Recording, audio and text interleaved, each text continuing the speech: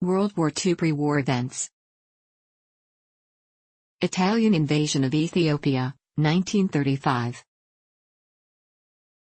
The Second Italo-Ethiopian War was a brief colonial war that began in October 1935 and ended in May 1936.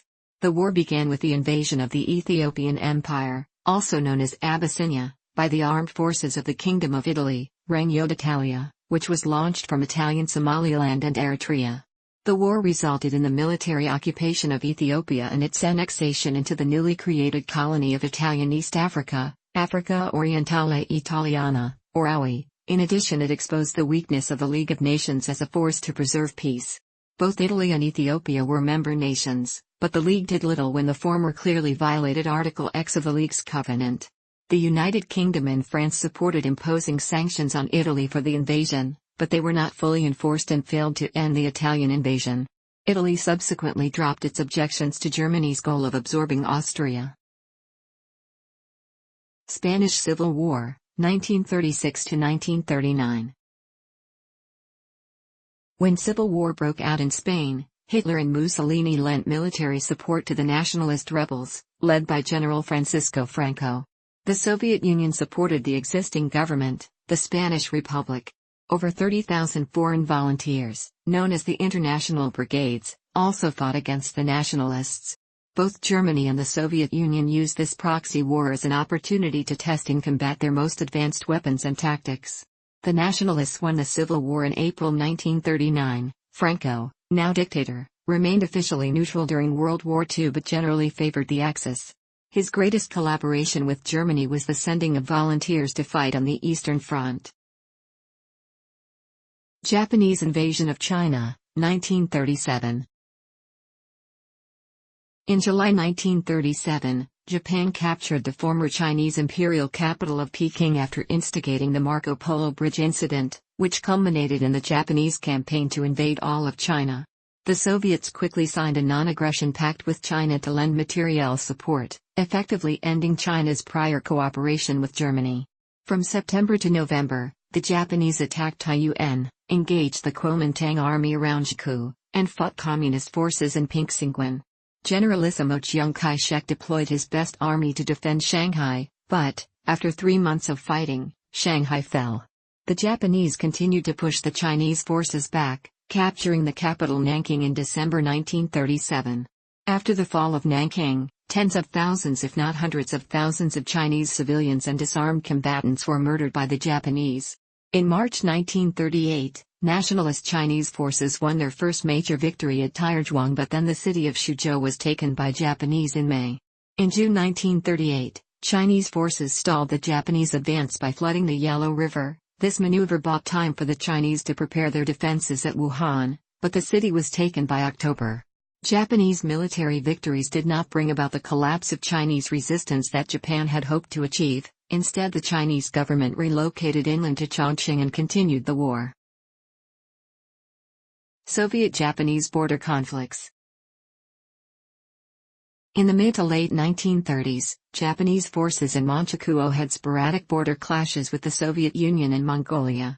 The Japanese doctrine of Hokushinran, which emphasized Japan's expansion northward, was favored by the Imperial Army during this time.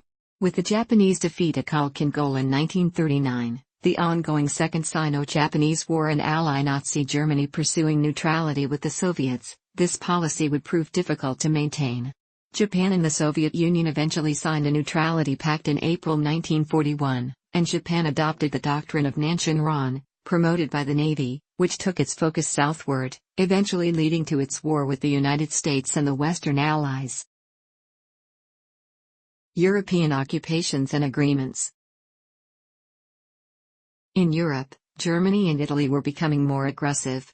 In March 1938, Germany annexed Austria, again provoking little response from other European powers. Encouraged, Hitler began pressing German claims on the Sudetenland, an area of Czechoslovakia with a predominantly ethnic German population.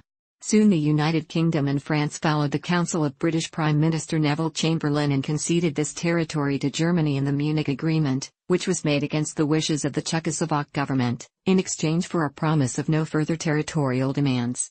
Soon afterwards, Germany and Italy forced Czechoslovakia to cede additional territory to Hungary, and Poland annexed Czechoslovakia's Salzburg region.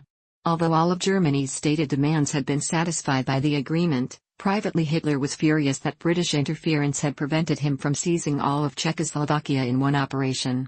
In subsequent speeches, Hitler attacked British and Jewish warmongers, and in January 1939 secretly ordered a major buildup of the German Navy to challenge British naval supremacy. In March 1939, Germany invaded the remainder of Czechoslovakia and subsequently split it into the German Protectorate of Bohemia and Moravia and a pro-German client state, the Slovak Republic. Hitler also delivered the March 20, 1939 ultimatum to Lithuania, forcing the concession of the Klaipėda region. Greatly alarmed and with Hitler making further demands on the free city of Danzig, the United Kingdom and France guaranteed their support for Polish independence. When Italy conquered Albania in April 1939, the same guarantee was extended to Romania and Greece. Shortly after the Franco-British pledge to Poland, Germany and Italy formalized their own alliance with the Pact of Steel. Hitler accused the United Kingdom and Poland of trying to encircle Germany and renounced the Anglo-German Naval Agreement and the German-Polish Non-Aggression Pact. The situation reached a general crisis in late August as German troops continued to mobilize against the Polish border. In August 23, when tripartite negotiations about a military alliance between France, the United Kingdom and Soviet Union stalled, the Soviet Union signed a non-aggression pact with Germany. This pact had a secret protocol that defined German and Soviet spheres of influence: Western Poland and Lithuania for Germany, Eastern Poland, Finland, Estonia, Latvia and Bessarabia for the Soviet Union, and raised the question of continuing Polish independence. The pact neutralized the possibility of Soviet opposition to a campaign against Poland and assured that Germany would not have to face the prospect of a two-front war, as it had in World War I. Immediately after that, Hitler ordered the attack to proceed on 26 August, but upon hearing that the United Kingdom had concluded a formal mutual assistance pact with Poland, and that Italy would maintain neutrality, he decided to delay it. In response to British requests for direct negotiations to avoid war, Germany made demands on Poland, which only served as a pretext to worsen relations. On 29 August, Hitler demanded that a Polish plenipotentiary immediately travel to Berlin to negotiate the handover of Danzig, and to allow plebiscite in the Polish corridor in which the German minority would vote on secession.